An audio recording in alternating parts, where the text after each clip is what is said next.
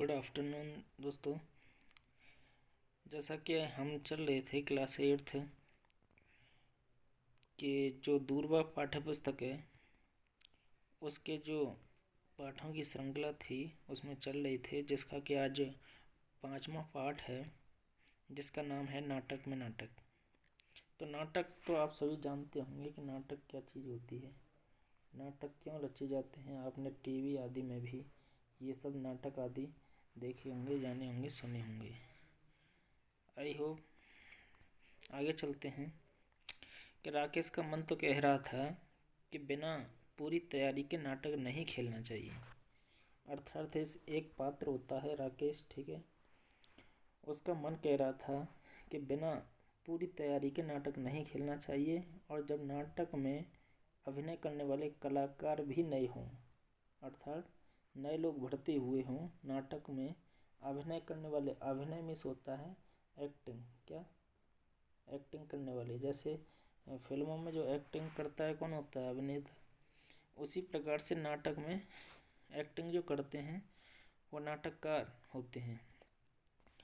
तो कलाकार भी नए हों और मंच पर आकर डर जाते हों, घबरा जाते हों और कुछ कुछ बुद्धू भी हों, तो तब तो अधूरी तैयारी से खेलना ही नहीं चाहिए।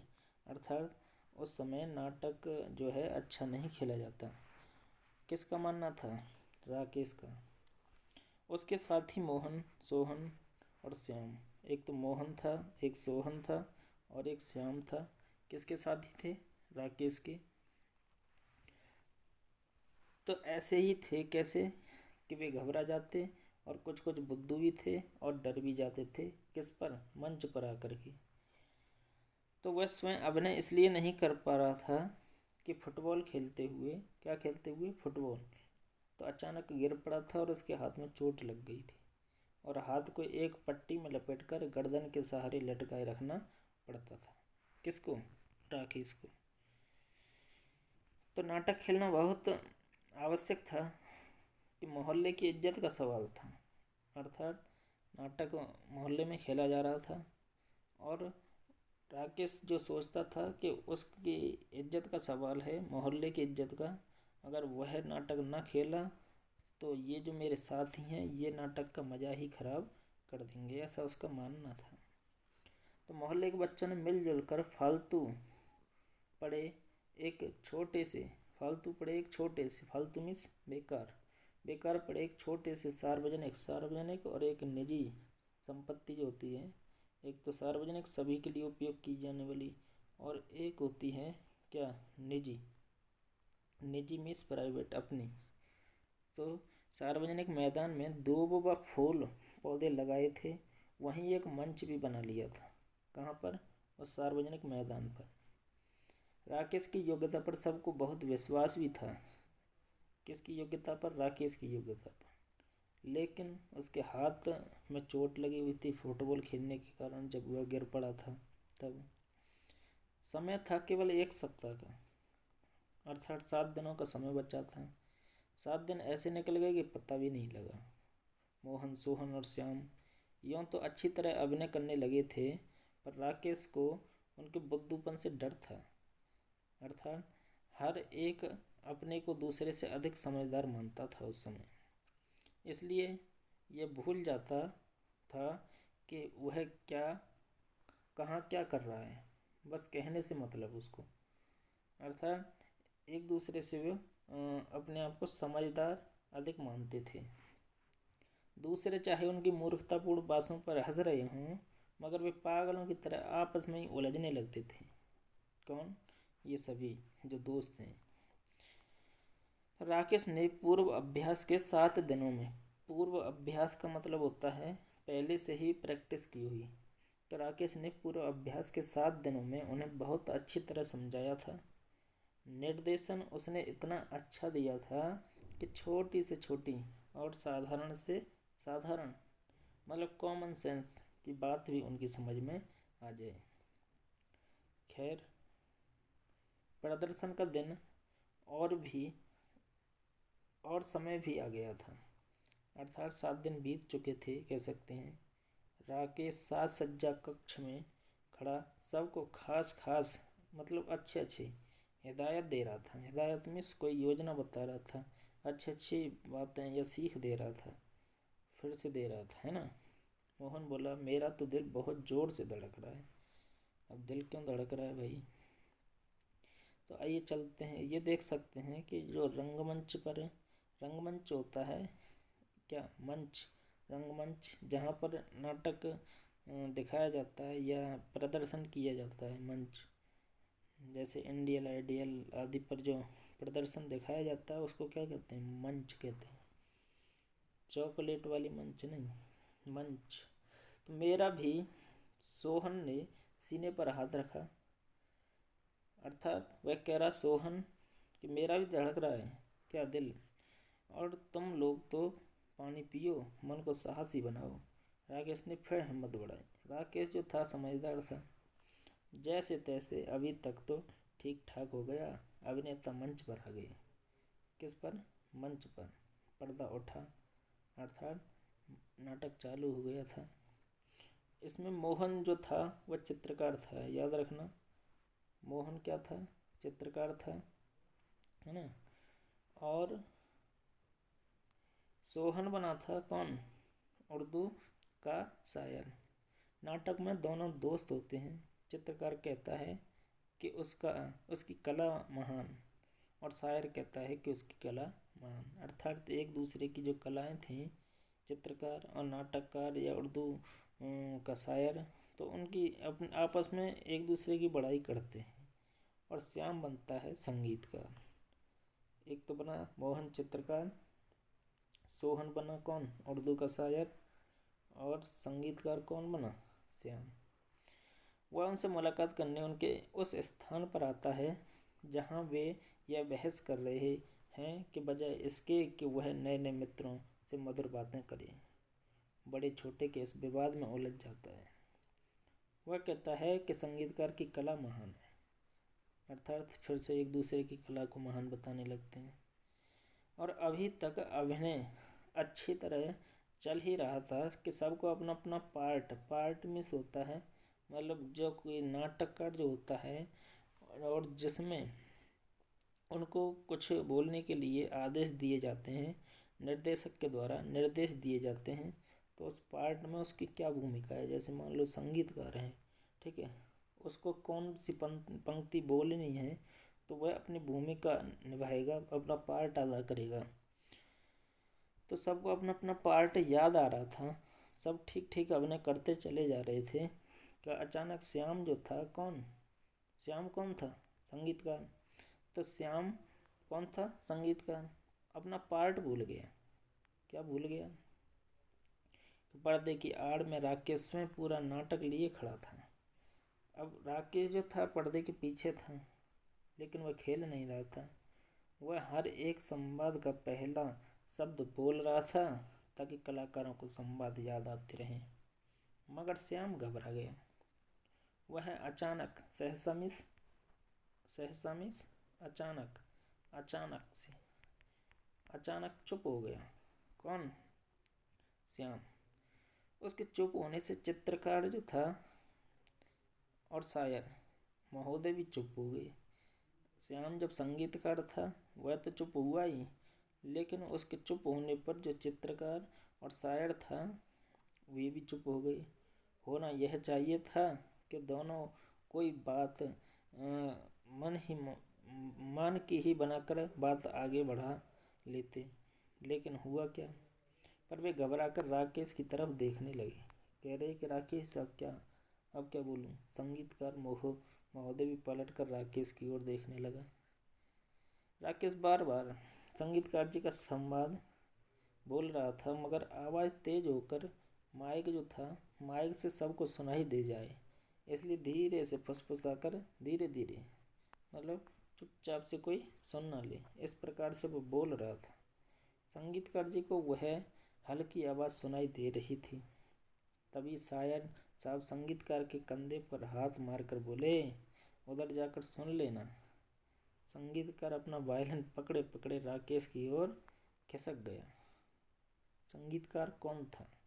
कृपया कमेंट में आंसर बताइए, कमेंट में लिख के बताइए। अगर मज़ा आ रहा हो तो एक लाइक भी करें, सेशन अच्छा लग रहा हो तो। चलिए आगे। तभी शायर साहब संगीतकार के कंधे पर हाथ मारकर बोले, उधर जाकर सुन लेना। संगीतकार अपना वायलिन पकड़े पकड़े राकेश की ओर खिसक आए।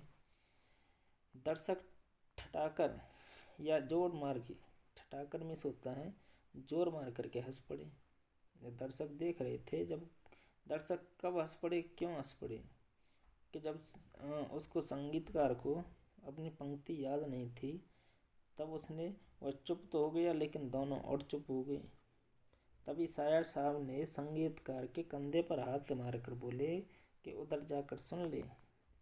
जब कब राकेश जब कुछ फुसफुसा रहा था तब तो संगीतकार अपना वायलिन पकड़े पकड़े राकेश की ओर खिसक गए।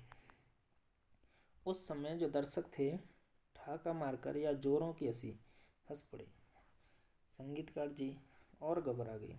जो कुछ सुनाई पड़ा उसे ही बिना समझे बूझे झट से बोलने लगे। झट मीन्स तुरंत से। संवाद था, संवाद मीन्स होता है वार्तालाप। वार्तालाप था क्या, कि जब संगीत की स्वर लहरी गूंजती है तो पशु पक्षी तक मुग्ध हो जाते हैं। शायर साहब आप क्या समझते हैं संगीत को? मतलब ये उस लाइन को बोलनी थी उस श्याम को, संगीतकार को, लेकिन वह इसको लाइन को भूल गया था। जब राकेश उसे बताता है तो इस लाइन को वह फिर से बोलता है। कौन? संगीतकार। संगीतकार कौन था? श्याम। समझ में आ रहा है? तो मगर संगीतकार सब साहब बोल गए यूँ। मगर संगीतकार साहब बोल गए यूँ। क्या बोले? जब उसको बोलनी तो ये वाली लाइन थी, लेकिन बोल क्या गए कि जब संगीत की स्वर लहरी गूंजती है तो पशु पक्षी तक मोह की खा जाते हैं। तो मतलब उसको बोलना था पशु पक्षी मुग्ध हो जाते हैं। मुग्ध मीन्स खुश, मुग्ध मीन्स खुश हो जाते हैं, है ना। लेकिन उसने क्या, मोह की खाना, मोह की खाना मीन्स हार जाना, घबरा जाना। गाजर साहब, जो शायर साहब की जगह उसने क्या बोला? गाजर साहब। और आप क्या समझते हैं संगीत को? तो वह बोला आप क्या समझते हैं हमें। तो ये लाइन किसने बोली? इस लाइन के स्थान पर तो उसने क्या बोला? ये वाली लाइन किसने बोली? संवाद था गलत बोला उसने। किसने? संगीतकार ने। संगीतकार कौन था? श्याम, है ना। चलिए आगे। तो शायर साहब तपाक से बोले तुम्हारा सर। गाजर साहब मैं हूँ। शायर साहब कौन था, है ना। तो शायर साहब बोले तपाक से, फिर ठठाकर हंस पड़े। दर्शक जो थे फिर जोरों से हंसकर, हंसी आ गई उन्हें। ठठाकर मीन्स जोरों की हंसी, जोरों की हंसी, है ना। चित्रकार महोदय ने मंच पर सूझ और अक्लमंदी दिखाने की कोशिश की। इनका मतलब है आपकी शायरी गाजर मूली है और आप गाजर साहब हैं, सो इनकी कला महान है, मगर मेरी कला इनसे भी महान है। कौन कहने लगे? चित्रकार महोदय। तो राकेश दांत पीस रहा था। राकेश को बहुत गुस्सा आ रहा था। दांत पीसना मीन्स बहुत ज़्यादा क्रोधित हो रहा था, है ना। उसकी सारी मेहनत पर पानी फिर गया। सारी मेहनत पर पानी फिर जाना मीन्स उसके कर जो किया था उस पर सब पर पानी फिर जाना, अर्थात किए कराए का नाश कर देना। इस तरह बात संभलते देखकर कुछ शांत हुआ। इस बार शायर साहब बुद्धूपना दिखा बैठे। गुस्सा होकर बोले तूने भी तो गलत बोल दिया ना। मुझे गाजर साहब कहने की बात थी क्या? और मेरी शायरी गाजर मूली है तो तेरी चित्रकला झाड़ू फेरना है क्या? पोतना है, जग मारना है? तो ये सब उसने, शायर साहब ने उसको बोल दी। अर्थात मुझे गाजर साहब कहने की तुझे क्या ज़रूरत थी? जब मेरी शायरी जो थी गाजर मूली, तो तेरा चित्रकला जो था वह क्या झाड़ू फेरना है, अर्थात पोतना है क्या, झक मारना है? तो चित्रकार महोदय ने हाथ उठाकर देखा, कहा कि देख मुँह संभाल कर बोल। दर्शक फिर जोर से हंस पड़े, है ना। राकेश घबरा रहा था, गुस्सा भी आ रहा था और उसे रोना भी आ रहा था। सारी इज्जत जो थी उसकी मिट्टी में मिल गई थी। अब तो नाटक का आनंद जो दर्शक थे उठा रहे थे, क्योंकि उन्हें हंसी आ रही। तो मान के चलो कि जो दर्शक हैं आनंदित हो रहे हैं, नाटक में इंटरेस्ट ले रहे हैं। पर अब क्या होगा, अब क्या हो, वह बार बार दोनों हथेलियों को मसल रहा था। मतलब हथेलियों को घिसना, एक तरह से रगड़ना, और कोई तरकीब तरकीब में योजना सोच रहा था। इधर मंच पर तीनों में जोरों से तू तू मैं हो रही थी। चित्रकार महोदय हाथ में कूची पकड़े, आंखें नचा नचा कर मटक मटक कर बोल रही थी। अरे चमगादड़, तुझे क्या खाक शायरी करना आता है? जबरदस्ती ही तो तुझे यह पार्ट दे दिया, तूने सारा गड़बड़ कर दिया। मुझे चमगादड़ कहता है। वह कहता है, कौन? मुझे चमगादड़ कहता है? अरे आलू बुखारे, शायरी तो मेरी बातों से टपकती है। अब उसके आलू बुखारे किसको कहने लगा? जब चित्रकार महोदय को वह कह रहा था क्या, चित्रकार महोदय हाथ में जब कूची पकड़े आंखें नचा नचा कर मटक कर बोल रहा था, तो क्या बोल रहा था? अरे चमगादड़, तूने क्या खाक शायरी की? किससे? शायर से कहने लगा। तूने सारा गड़बड़ कर दिया। मुझे चमगादड़ कहता है। तब शायर कहने लगा कि मुझे चमगादड़ कहता है।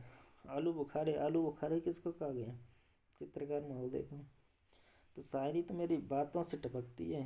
तूने कभी टूथ ब्रश के अलावा कोई ब्रश उठाया भी है या चित्रकार बना दिया? तो सचमुच ही अपने को चित्रकार समझ बैठा क्या? है ना? ये सब बातें, अर्थात जो नाटक था उसका जो पार्ट है, एक ना आते हुए उन बहस हो जाती है। तो दर्शक हंसी से लोटपोट हुए जा रहे थे। संगीतकार महोदय कभी उन दोनों लड़ते कलाकारों की ओर हाथ नचाते, कभी दर्शकों की ओर। इस प्रकार से जो नाटक चल रहा था, तभी तेजी से राकेश मंच पर पहुंच गया। वह समझ रहा था कि इनमें लड़ाई हो रही है। राकेश था, वह तेजी से मतलब मंच पर गया। सब चुप हो गए, सकपका गए। राकेश पहुंचते ही एक कुर्सी पर बैठते हुए बोला, आज मुझे अस्पताल में हाथ पर पट्टी बंधवाने में देर हो गई। तो तुमने इस तरह रिहर्सल की, रिहर्सल में इस नाटक खेला और जोर जोर से लड़ने लगी। अभिनय का दिन बिल्कुल पास आ गया है हमारी तैयारी का यह हाल है। चित्रकार महोदय ने इस समय अक्लमंदी दिखाई और बोले, हम क्या करें डायरेक्टर साहब? डायरेक्टर में होता है क्या हिंदी में? निर्देशन। क्या? निर्देशक। निर्देशक जो होता है वह निर्देश देता है अपने जिनसे वह कार्य करवा रहा है, जैसे एक्टिंग करने वालों से, है ना? तो पहले इसी ने गलती की। किसने? चित्रकार महोदय ने। इस समय अक्लमंदी दिखाई। वह कह रहा कि पहले संगीतकार ने गलती की। राकेश बात काट कर बोला, अरे तो मैंने कह दिया था कि रिहर्सल में भी यह मान कर चलो कि दर्शक सामने ही बैठे हैं। अगर गलती हो गई थी तो वहीं से दोबारा रिहर्सल शुरू कर देते। यह क्या कि लड़ने लगे, सब गड़बड़ करते हो। बात राकेश ने बहुत संभाल ली थी। पर्दे की आड़ में खड़े अन्य साथी मन ही मन राकेश की, है ना, राकेश की जो तुरंत बुद्धि की प्रशंसा कर रहे थे। दर्शक सब शांत थे, बहुत चक्के थे। हाँ, वे सोच रहे थे कि यह क्या हो गया। वे तो समझ रहे थे कि नाटक बिगड़ गया, मगर यहाँ तो नाटक में ही नाटक था, उसकी रिहर्सल ही नाटक था। मानो इस नाटक में नाटक की तैयारी की कठिनाइयाँ और कमजोरियों को ही दिखाया गया है। अर्थात यह जो नाटक है, इस नाटक में नाटक की जो कमजोरी होती हैं, खास करके नाटक करते समय जो बातें आती हैं, उनको यहाँ दिखाया जा रहा है। राकेश कह रहा था कि देखिए, हमारे नाटक का नाम है बड़ा कलाकार। क्या नाम है? बड़ा कलाकार। और बड़ा कलाकार वह है जो दूसरे की त्रुटियों को नहीं, अपनी त्रुटियों को देखे और सुधारे। आइए हम फिर से रिहर्सल शुरू करते हैं। तभी राकेश के इशारे पर पर्दा गिर गया। दर्शक नाटक की भूरी भूरी मीन्स अक्षय अक्षय, है ना, अच्छे से प्रशंसा करते हुए अपने घर को चले गए। तो इस नाटक को किसने लिखा है? मंगल सक्सेना जी ने, जिसमें कि नाटक में नाटक इस पाठ का नाम उन्होंने इसलिए रखा कि क्योंकि नाटक करते वक्त जो परेशानियाँ लोगों को महसूस होती हैं या नाटककार को महसूस होती हैं या नाटक करने वालों को महसूस होती हैं, तो उन परेशानियों को ही उस नाटक का एक पार्ट बनाया गया, एक हिस्सा बनाया गया है। ठीक है, आई होप आपकी समझ में आया होगा, है ना। तो इसके कुछ क्वेश्चन आंसर्स हैं, ये देख सकते हैं आप, इसका स्क्रीनशॉट ले सकते हैं। शब्दार्थ हैं इसके और इन्हें आसानी से पढ़ सकते हैं, है ना। इसमें जो कठिन शब्दार्थ हैं जैसे निर्देशन, निर्देशन होता है जो निर्देशक देता है, संवाद बोलने और अभिनय आदि का तरीका बताना। अक्लमंदी होती है होशियारी, बुद्धिमानी, दांत पीसना, गुस्सा करना, पोतना, रंगना। तो इसका स्क्रीनशॉट लेके आप इनको याद कर सकते हैं। नेक्स्ट है क्वेश्चन आंसर। बच्चों ने मंच की व्यवस्था किस प्रकार की? पर्दे की आड़ में खड़े अन्य साथी मन ही मन राकेश की तुरंत बुद्धि की प्रशंसा क्यों कर रहे थे? नाटक के लिए रिहर्सल की जरूरत क्यों होती है? जब नाटक में अभिनय करने वाले कलाकार भी नए हों, मंच पर आकर डर जाते हैं, घबरा जाते हों और कुछ बुद्धू भी हों, है ना, कुछ बुद्धू भी हों, तब तो अधूरी तैयारी से खेलना ही नहीं चाहिए। ऐसा किसने क्यों कहा? अर्थात जो क्वेश्चन बनते हैं और आगे चलते हैं। सोहन बना था शायर तुम किसी गज़ल को किसी पुस्तक में पढ़ सकती हो, किसी व्यक्ति द्वारा गाते हुए सुन सकते हो। इसमें से तुम्हें भी जो पसंद हो इसे इकट्ठा करो और उसे तुम समुचित अवसर पर आवश्यकता अनुसार गा भी सकते हो। अर्थात तुम अपने गज़लों की या शायरियों की एक बुक या कॉपी बना सकते हो। नेक्स्ट है तुम्हारे संवाद। जो क्वेश्चन है इसी प्रकार से बनते हैं। अगर पाठ आपकी समझ में आया होगा तो आई होप कि एक भी क्वेश्चन आपसे नहीं छूटता है। नेक्स्ट है श्याम घबरा गया, वह सहसा अचानक चुप हो गया। उसके चुप होने से चित्रकार और शायर महोदय भी चुप हो गए, है ना। होना यह चाहिए था कि दोनों कोई बात मन की ही बनाकर बात आगे बढ़ा लेते। अगर तुम श्याम की जगह होते तो अपने मन से कौन सा संवाद जोड़ते, उन्हें लिखिए। अर्थात जब कोई भूल जाए तो उसी से रिलेटेड हमें कुछ उसमें अपने मन से जोड़ देना चाहिए। नेक्स्ट है प्रश्न उत्तर। तुम्हारे विचार से राकेश को गुस्सा भी आ रहा था, रोना भी। तुम्हारे विचार से राकेश को गुस्सा और रोना क्यों आ रहा होगा, है ना। राकेश मंच पर पहुंच गया, सब चुप हो गए, सकपक आ गए। नेक्स्ट है तुम्हारे विचार से राकेश जब मंच पर पहुंचा बाकी सब कलाकार चुप हो गए होंगे, दर्शक सब शांत थे, भौचक्के थे।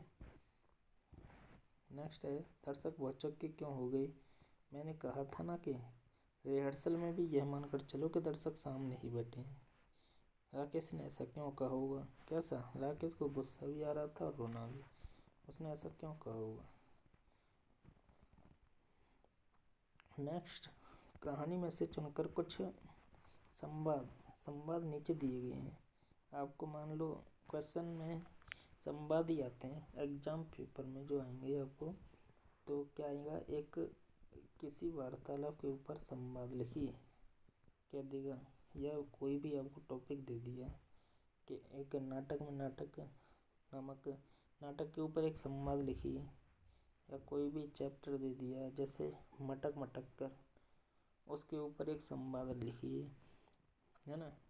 तो इसी प्रकार से जो क्वेश्चन पेपर में आपको देखने को मिलेगा एक संवाद 100%। शब्दों का फेर। जब संगीत की स्वर लहरी गूंजती है तो पशु पक्षी तक मुग्ध हो जाते हैं, पशु पक्षी तक मुग्ध हो जाते हैं। शायर साहब आप क्या समझते हैं संगीत को? इस संवाद को पढ़ो और बताओ कि कहानी में इसके बदले किसने क्यों और क्या बोला। तुम उसको लिख कर बताओ। कहानी में शायर के बदले गाजर कहने से क्या हुआ, अगर किसी शब्द के बदले किसी अन्य शब्द का प्रयोग कर दें तो क्या होगा। ये सभी क्वेश्चन बनते हैं। तो शीर्षक जो होता है मतलब उसका जो हेडिंग डालनी है, हेडिंग आपको हेडिंग क्या रखनी चाहिए। कहानी का शीर्षक जो है नाटक में कहानी में जो नाटक है तो उसका शीर्षक बताओ, अर्थात मेन हेडिंग बताइए। तो आई होप आपकी समझ में आ रहा होगा। वाक्यों की बात देखिए, सबसे जो मेन पॉइंट है विराम चिन्ह। वाक्यों की बात में एक विराम चिन्ह का प्रयोग किया जाता है। विराम में कुछ जगह पर रोकने वाले, विराम थोड़ा सा रोकने वाले, कि इसमें विराम चिन्ह कहाँ पर हैं, उचित उनका प्रयोग करो। शायद साहब बोले, यहाँ पर थोड़ा सा रुका, शायद साहब बोले तो यहाँ पर क्या आएगा, कॉमा। उधर जाकर सुन लेना, तो यहाँ पर उसने टॉपिक ख़त्म किया। सभी लोग हंसने लगे, तो यहाँ पे एक्सक्लेमेटरी सेंटेंस वाला वो चिन्ह आएगा, जिसमें याद बोधक बोलते हैं। तो सभी लोग हंसने लगे क्यों। तुम नाटक में कौन सा पार्ट कर रहे हो, तो इसमें कौन सा पूछा, तो इसमें क्या हुआ, प्रश्नवाचक चिन्ह। मोहन बोला तो यहाँ पर थोड़ा सा रुका हुआ है। अरे लगाया तो यहाँ पर उसने विस्मयादि बोधक चिन्ह आएगा। अरे वाह, क्या, ओहो। तो ये सभी क्या होते हैं, विस्मयादि बोधक वाक्य। जैसे उनमें सबसे पहले अरे वाह, आह, ओ आदि शब्द लग जाते हैं, तो वहाँ पर ये वाला चिन्ह का प्रयोग किया जाता है। तो क्या हुआ, तुम तो अपना संवाद भूल गए। क्या हुआ, तो क्वेश्चन पूछा उसने, क्या हुआ, यहाँ पे प्रश्नवाचक चिन्ह। तुम तो अपना संवाद भूल गए, जब जाके उसने क्या किया। तो इसमें देखिए एक तो कॉमा लगा, उसके बाद विस्मयादिबोधक, उसके बाद क्वेश्चन मार्क्स, और उसके बाद फुल स्टॉप, पूर्ण विराम। तो ये आदि चिन्ह लगे, तो इन सबको आप ध्यान में रखेंगे। धन्यवाद, चलते हैं आगे।